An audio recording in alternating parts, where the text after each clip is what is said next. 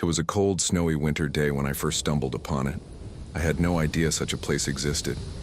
I'd been hiking through the snow-covered woods for hours, following no real path, just letting the muffled crunch of my boots guide me. I wasn't lost exactly, just wandering. Somewhere between the soft hush of falling snow and the groan of ice-laden branches, the trees parted, and there it was, a small, wooden house. It looked like it had been plucked out of a storybook. Smoke curled lazily out of the chimney, and a golden light spilled from the windows. Whoever lived there had already stoked the fire. I approached cautiously, half expecting the owner to come outside and shoo me away. Instead, a small wooden sign by the door read, "Visitors welcome. Come in and warm up." Now, I'm not normally one to walk into strangers' homes, but the warmth of that cabin felt like a call. The moment I stepped inside, everything changed. The smell hit me first like cinnamon, wood smoke, and something sweet baking in the oven. The house was small but perfectly cozy.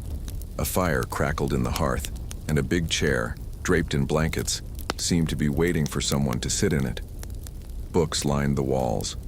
A kettle whistled softly on the stove, and the windows framed the most beautiful view of the snow-draped woods I'd ever seen. I didn't see the owner at first. It was like the cabin had a life of its own, as though it knew I needed it that day. I sank into the chair, wrapped a blanket around my shoulders, and just breathed. For the first time in weeks, I felt calm.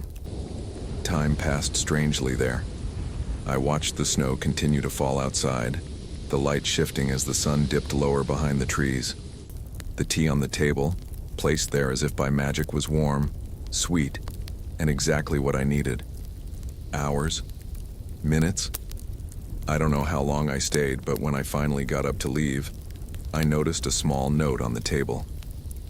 "Take the calm with you. Come back anytime."